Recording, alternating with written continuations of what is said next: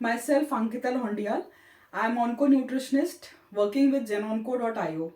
सो आज हम बहुत ही इंटरेस्टिंग टॉपिक पे बात करेंगे जो कि है weight management during cancer treatment.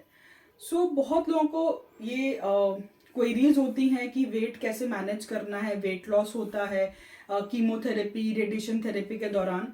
और मेरे पास बहुत सारे क्वेरीज भी आते हैं कि हम वेट कैसे इम्प्रूव करें, क्योंकि क्या होता है कि जब कीमोथेरेपी या रेडिएशन थेरेपी चलती है तो उनके साइड इफ़ेक्ट्स की वजह से पेशेंट्स जैसे कि नोजिया हो गया, वॉमिटिंग हो गया, लॉस ऑफ एपेटाइट की वजह से वो लोग खाना नहीं खा पाते। तो जब खाना नहीं खा पाते तो जनरली उनकी बॉडी में वीकनेस आती है and that leads to weight loss. So आइए जानते हैं कि इस वेट लॉस को हम कैसे मैनेज करें ड्यूरिंग कैंसर ट्रीटमेंट।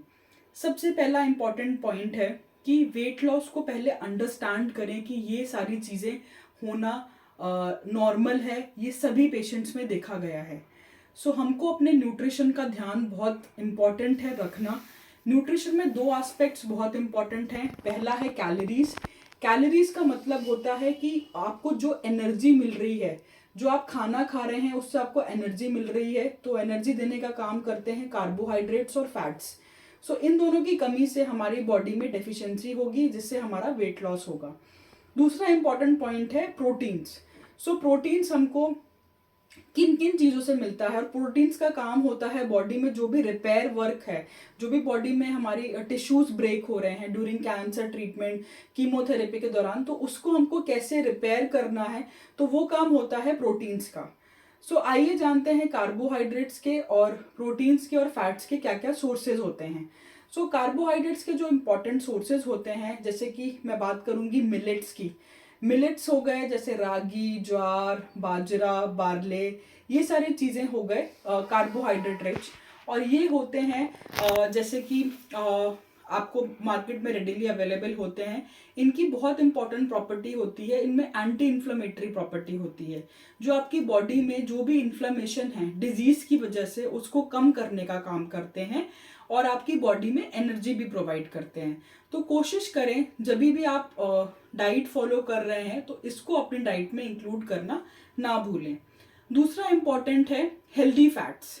हम सभी को पता है कि फैट, तेल, जो आप मस्टर्ड ऑयल खाते हैं, घी खाते हैं, इन सब में फैट्स होते हैं, but there are visible fats and invisible fats also.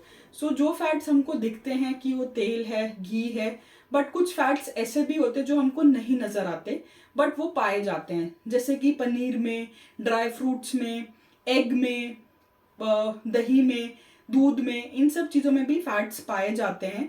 तो हमको कोशिश करना चाहिए कि हम इन सब चीज़ों का भी सेवन करें अपनी डाइट में।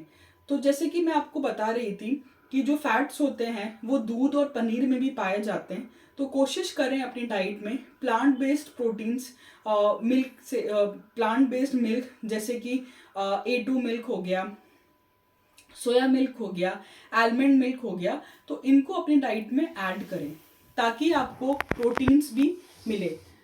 दूसरा इंपॉर्टेंट पॉइंट है प्रोटीन्स। अब प्रोटीन्स किन किन चीज़ों में अवेलेबल होते हैं? प्रोटीन्स अवेलेबल होते हैं दालों में, स्प्राउट्स में, जैसे कि हमने भी बात करी पनीर में, मिल्क में। तो ये सारे प्रोटीन के सोर्सेज होते हैं जो हमको अपनी डाइट में इंक्लूड करना चाहिए।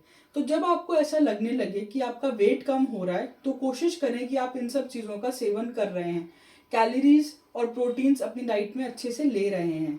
तो आइए जानते हैं हम कैसे इन सब चीज़ों को अपनी डाइट में ले सकते हैं। हम कोशिश कर हमने बात करी कि हमको अपनी डाइट कैलोरी रिच और प्रोटीन डेंस लेना चाहिए ताकि हमारा वेट इम्प्रूव रहे। हमको स्मॉल फ्रीक्वेंट मील्स लेना चाहिए, हमको हर थोड़ी थोड़ी देर में कुछ कुछ खाना चाहिए, और हमको ध्यान रखना चाहिए कि हम घर का बना हुई खाना खाएं। तो आइए आज मैं आपके साथ कुछ रेसिपीज शेयर करती हूँ। जैसे कि अगर आपको कोई चीला खाना है तो चीला तो आप बेसन का चीला हो गया, मूंग दाल चीला हो गया, बट उसमें अगर आप थोड़ा सा पनीर की स्टफिंग ऐड करते हैं तो वो एक कैलोरी डेंस भी हो जाएगा प्लस प्रोटीन रिच भी हो जाएगा, और एक आपकी अच्छी सी रेसिपी भी तैयार है जो कि आप अपनी डाइट में वेट इंप्रूव करने के लिए ऐड कर सकते हैं।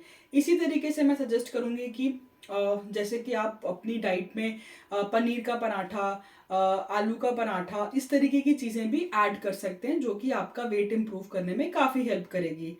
और कुछ और रेसिपीज हैं जैसे कि स्मूदीज, रागी स्मूदी, मिलेट स्मूदीज। तो ये सारी स्मूदीज जानने के लिए मिलते हैं नेक्स्ट सेक्शन में। Thank you.